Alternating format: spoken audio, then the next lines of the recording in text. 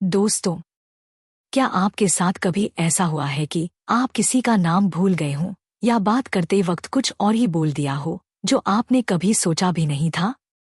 कभी चाबी रखकर भूल जाना या किसी मीटिंग की तारीख याद नहीं रही हो? लोग कहते हैं कि भूल हो गई, पर क्या वाकई में ये सिर्फ छोटी भूलें हैं? सिगमंड फ्रॉयड, मनोविज्ञान के पितामह, कहते हैं कि ये सब हमारे दिमाग की गहराइयों से निकलकर आने वाली अवचेतन भावनाएं होती हैं। सिगमंड फ्रॉयड की चर्चित किताब साइकोपैथोलॉजी ऑफ एवरीडे लाइफ की मदद से आज हम इसी दिलचस्प विषय पर बात करेंगे।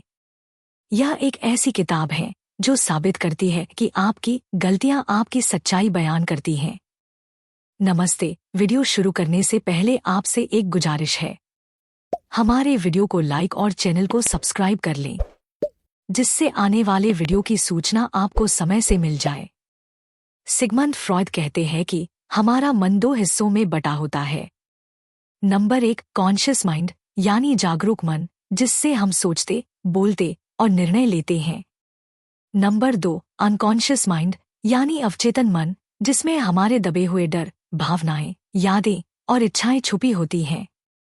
हम बहुत सारी बातें समाज, परिवार और खुद से छिपा लेते हैं, लेकिन वो बातें हमारे दिमाग से नहीं निकलती, बल्कि वो दिमाग के एक कोने में इकट्ठा हो जाती हैं और किसी ना किसी रोज एक छोटी सी गलती बनकर बाहर निकल आती हैं।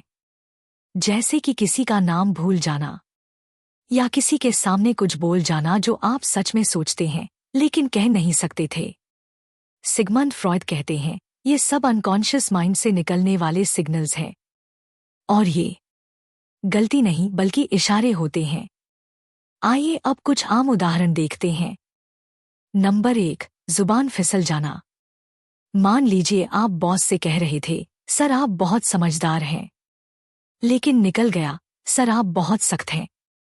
अब इसका मतलब है कि आपके मन में उनके प्रति दबा हुआ डर या गुस्सा है जो जुबान से निकल गया। नंबर 2, किसी का नाम भूल जाना।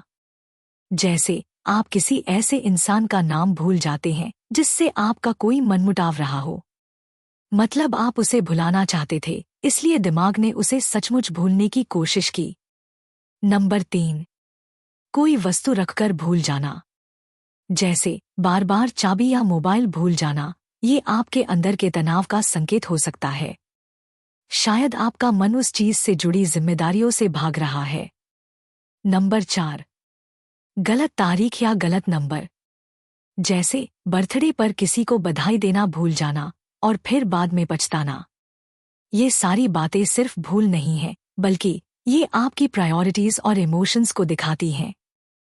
सिगमंड फ्रॉयड का कहना है, जितना ज्यादा हम अपनी भावनाओं को दबाते हैं, उतना ही ज्यादा वो बाहर आने के नए रास्ते खोजती हैं।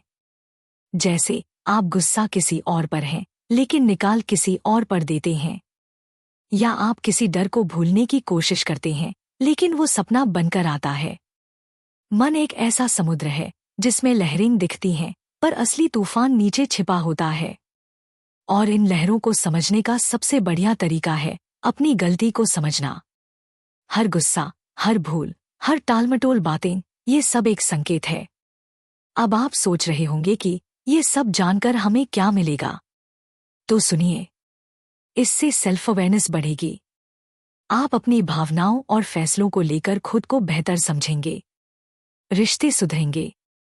जब आप समझ पाएंगे कि आप दूसरों से क्यों चिढ़ते हैं या बार बार क्यों झगड़ते हैं, तो आप बेहतर तरीके से अपने रिश्ते सुधार पाएंगे।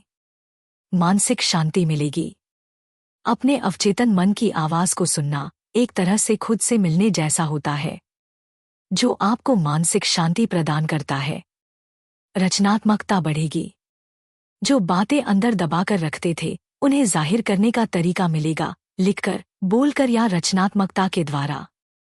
तो दोस्तों, ये बुक हमें सिखाती है कि हमारी छोटी छोटी भूलें बड़ी सच्चाइयों की तरफ इशारा करती हैं। जो बात आप शब्दों में नहीं कह पा रहे, वो आपकी जुबान की फिसलन, आपकी भूल और आपकी आदतें कह जाती हैं। फ्रॉयड कहते थे, unexpressed emotions will never die, they are buried alive and will come forth later in uglier veg.